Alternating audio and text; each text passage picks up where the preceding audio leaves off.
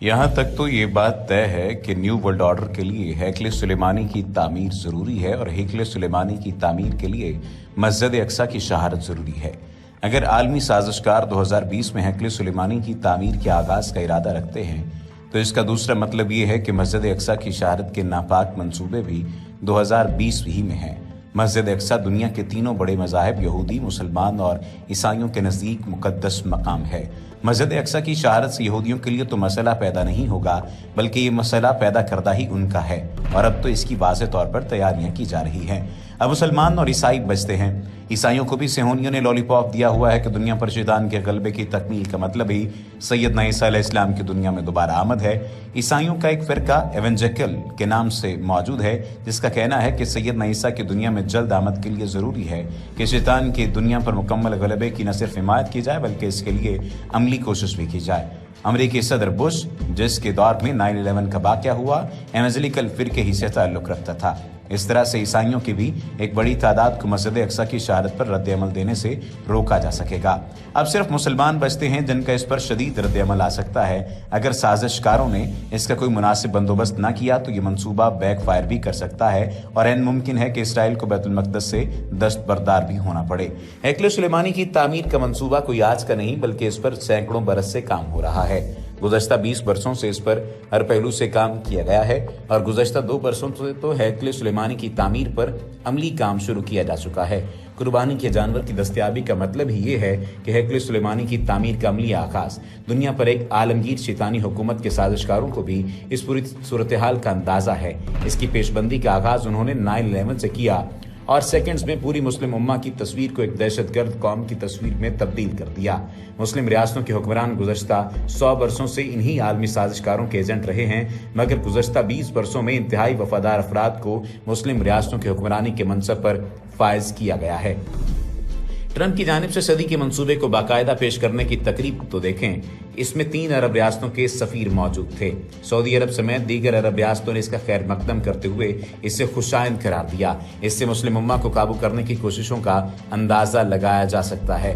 मुस्लिम हुक्मरानों को तो काबू कर लिया गया है, मगर मुस्लिम उम्मा को काबू करना एक अलग मामला है। इसके लिए पूरी दुनिया में जहाँ जहाँ मुसलमान मौजूद हैं उन्हें इलाकाई मसाइल में उलझा दिया गया है। भारत में दुनिया की सबसे बड़ी मुसलमान आबादी बस्ती है। वहाँ पर पहले मकबूजा कश्मीर को हड़प करके एक हिस्से को आगो खून में धकेला गया। उसके बाद पूरे भारत में मुसलमानों को शहरियत बिल में फंसा दिया गया। राखीन और सिंकियांग में मुसलमान हिरासती मराकज़ में कैद हैं। पाकिस्तानी अवाम को महंगाई के मसनूई सुनामी में डुबो दिया गया। पूरी अरब दुनिया हालत जंग में है और शदीद इंतशार का शिकार है। ईरान पहले ही मुतअद्दिद महाज पर मसरूफ कर दिया गया है। मिस्र में सैसी ने अवाम को काबू किया हुआ है। ले देकर मलाइशिया और तुर्की बचते हैं जिनसे रद्द-ए-अमल की उम्मीद है। सो इसके लिए भी मामलात नजर में हैं। इस वक्त पूरी दुनिया का माहौलियाती कंट्रोल इन साजिशकारों के हाथों में है और गुज़श्ता कई वर्षों से इसकी फुल ड्रेस रिहर्सल भी मुख्तलिफ इलाकों की जाती रही है। 2005 में अमेरिका में आने वाले समुद्री तूफान कतरीना से लेकर दुनिया के कई इलाकों में समुद्री तूफान, बर्फानी तूफान और ज़लज़ले लाए जाते रहे हैं।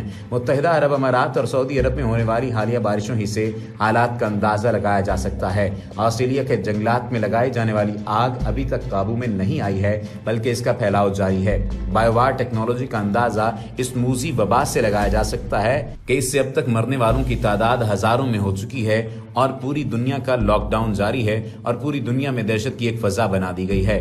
खाक में बदहन अगर मस्जिद अक्सा की शहादत के नापाक मंसूबे हैं तो फिर रवां बरस के साथ साथ आइंदा बरसों में भी मुश्किल हालात और बड़ी तादाद में इंसानी आबादी में कमी के लिए जहनी तौर पर तैयार रहना चाहिए कि न्यू वर्ल्ड ऑर्डर के ब्लूप्रिंट में इंसानी आबादी में कमी भी शामिल है।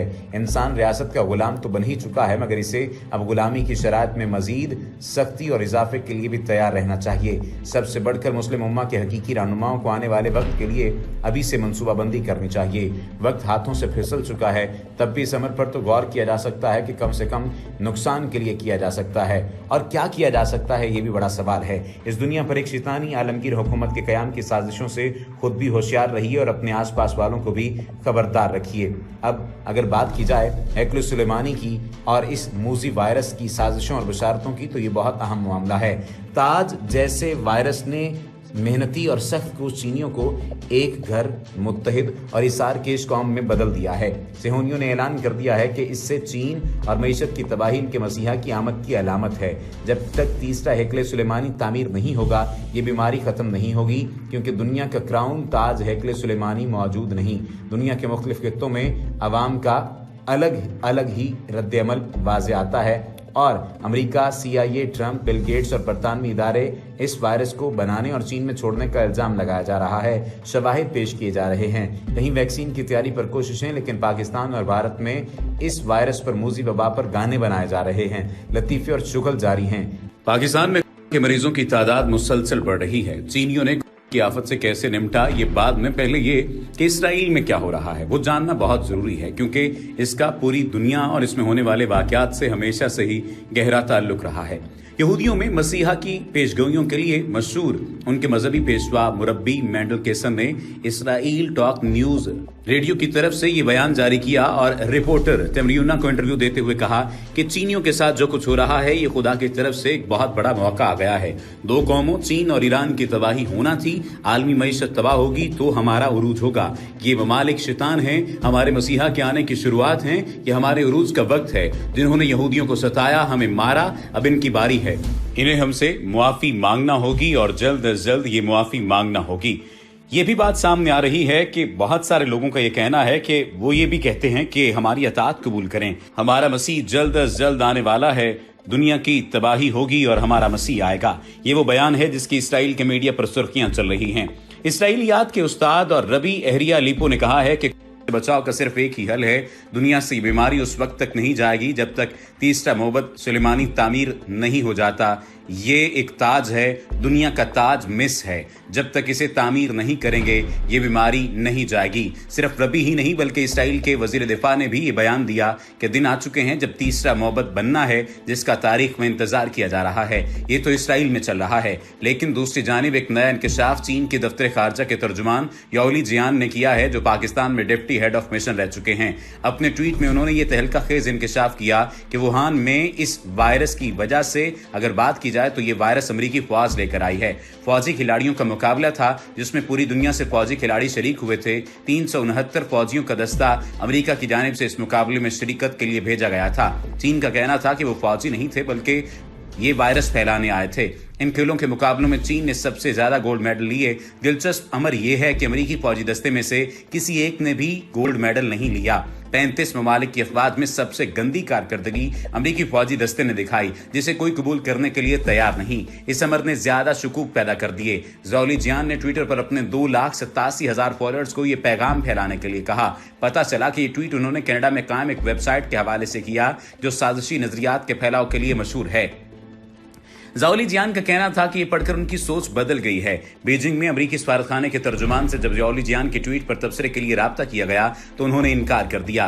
दुनिया भर में कंप्यूटर और खैरात के हवाले से बड़े नाम बिल गेट्स पर उंगलियां उठ रही हैं कि वो ये वायरस फैलाने में मुलव्विस है। इस वक्त सबसे ज्यादा चांदी दवासाज कंपनियों की हो रही है। उनका स्टॉक मुसलसल ऊपर जा रहा है, अरबों डॉलर्स कमा रही हैं। एक इंकिशाफ ये हुआ है कि इस वायरस पर बरतानवी साइंसी तहकीक के इदारे फिर ब्राइट ने अपनी बरतानवी लेबॉर्ट्री में इसे तैयार किया है, जिसे इदारे ने 2015 में रजिस्टर करवाया। बिल गेट्स और इसकी बीवी ने इस फाउंडेशन को 2018-19 में पैसा दिया था और इसकी प्रेस रिलीज भी जारी हुई थी।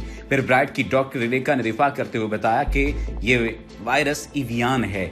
दूसरा नाम दरअसल इस नौ के तमाम वायरस का फैमिली नेम है।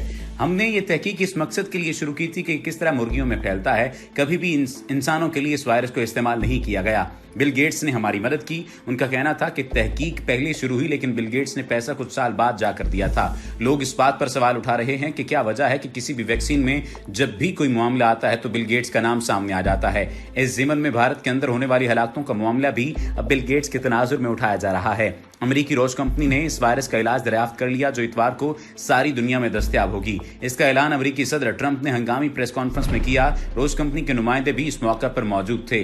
लेकिन इस तमाम तनाजुर में जो अहम बात है वो ये कि न्यू वर्ल्ड ऑर्डर की जो तरतीब दी जा रही है उसके लिए लाए अमल जो बयान किया जा रहा है और जो तैयार किया जा रहा है वो बहुत ज्यादा बुरा है।